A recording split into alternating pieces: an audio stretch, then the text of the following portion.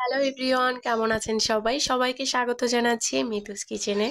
আর আজকে আমি নিয়ে এসেছি দারুণ মজাদার একটা ডালের রেসিপি। এই ডালটা কিন্তু আমি মাছের মাথা দিয়ে করেছি। দেখেন, মুগের ডাল দিয়ে মাছের মাথা দিয়ে এই রেসিপিটা করেছি। খুবই সুস্বাদু, ছোট থেকে বড় সবাই কিন্তু এই রেসিপিটা অনেক বেশি পছন্দ করবে, বিশেষ করে বড়রা।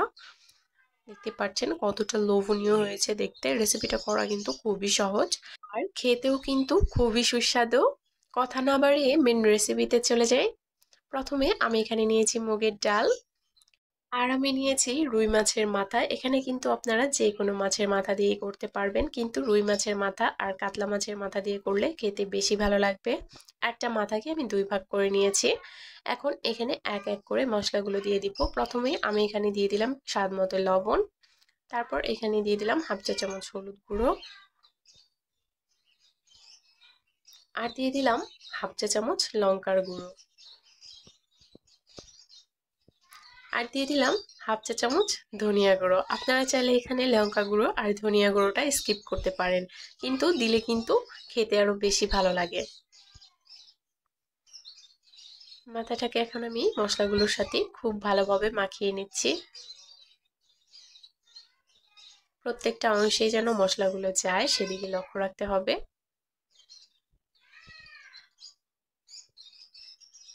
খুব ভালোভাবে মাথাটাকে মাখিয়ে নিতে হবে।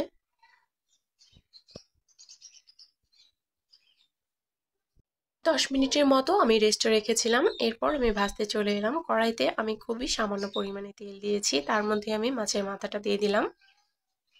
মাছের মাথাটা দিয়ে আমি ঢাকনা দিয়ে ঢেকে কিছুক্ষণ রান্না করে নিয়েছি। ঢাকনা দিয়ে ঢেকে দিলে কিন্তু ভেতরটাও খুব সুন্দরভাবে হয়ে যায়, খুব তাড়াতাড়ি কিন্তু নরম হয়ে যায়। এক সাইড হয়ে গেলে আমি উল্টে দিচ্ছি, আর মাছের মাথাটাকে আমি ভেঙে দিচ্ছি। একটু লক্ষ্য করে দেখতে হবে, যখন মাছের মাথাটা একটু নরম হয়ে আসবে তখনই কিন্তু ভাঙতে হবে। বেশিরভাগ মানুষই কিন্তু মাছের মাথাটাকে ভেজে নামিয়ে তারপরে কিন্তু ভাঙে, কিন্তু সেই ক্ষেত্রে কিন্তু ভেতরটা খুব ভালোভাবে ভাজা হয় না।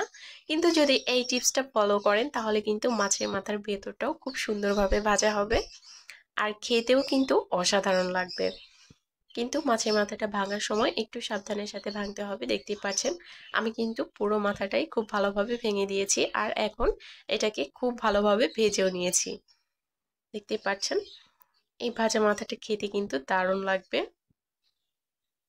আর এদিকে কিন্তু আমি গরম জল বসিয়ে দিয়েছি ডালের জন্য।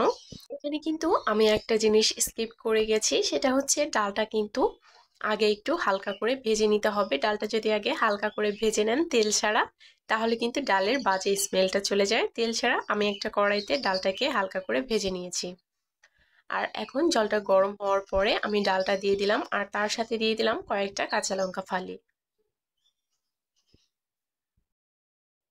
চুলার আঁচটা কিন্তু এখন হাই ফ্লেমে আছে, আর এখন কিন্তু চুলার আঁচটা হাই ফ্লেমে রাখতে হবে।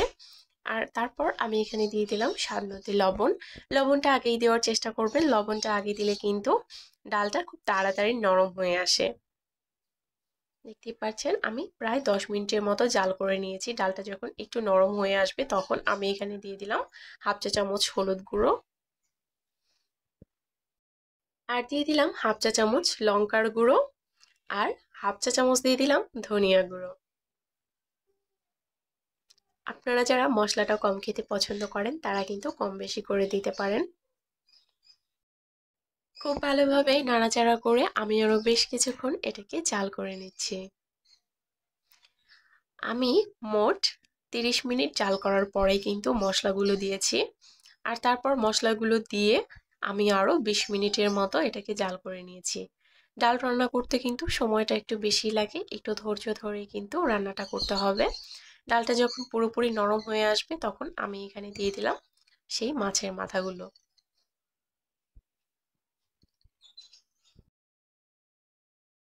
মাছের মাথাটা দিয়ে আরো এটাকে জাল করে নিতে হবে 10 থেকে 15 মিনিটের মতো।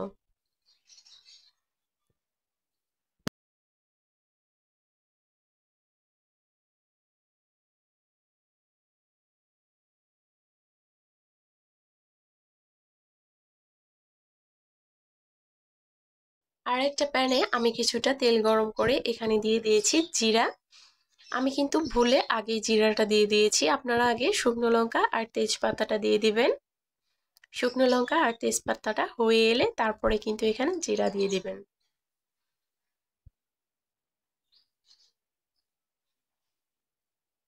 আপনারা চাইলে ফোড়নে দারচিনি আর এলাচটাও দিয়ে দিতে পারেন, কিন্তু আমি ডালের মধ্যে গরম মশলার গুঁড়োটা দিব, সেই জন্য সোমবারে আর আমি দারচিনি এলাচটা দিলাম না। আমি এখানে দিয়ে দিয়েছি পেঁয়াজ কুচি। আমি এখানে 2টা মিডিয়াম সাইজের পেঁয়াজ কুচি করে খুব ভালোভাবে ভেজে নিলাম। পেঁয়াজটা খুব ভালোভাবে ভাজা হয়ে গেলে আমি এখানে দিয়ে দিলাম 1 টেবিল চামচ আদা বাটা। আপনারা চাইলে এখানে রসুন বাটাটাও দিতে পারেন, আমি রসুন বাটাটা আর দিচ্ছি না। আরও একটা টিপস, আদাটার তেলের মধ্যে দিলে কিন্তু প্রচুর পরিমাণে তেল ছিটে। আমি সেই জন্য ঢাকনা দিয়ে উপর থেকে ঢেকে খুবই হালকাভাবে ফাঁকা করে নিচ দিয়ে কিন্তু নেড়ে দিচ্ছি, দেখতেই পাচ্ছেন। তারপর একটু ঢাকনা দিয়ে ঢেকে প্যানটাকে নাড়িয়ে নিলাম। যখন ভেতরে আদাটা খুব ভালোভাবে ভাজা হয়ে গেছে তারপরে কিন্তু আমি ঢাকনাটা তুলে খুব ভালোভাবে নেড়ে দিলাম।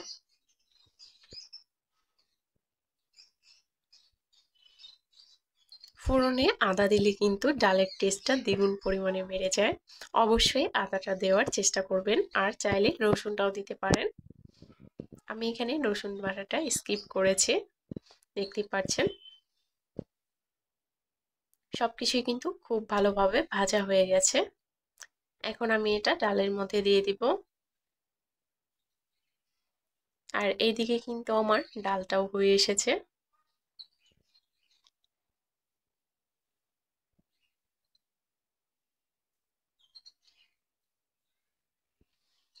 খুব ভালোভাবে নেড়ে চেড়ে আরো কিছুক্ষণ জাল করে নিব।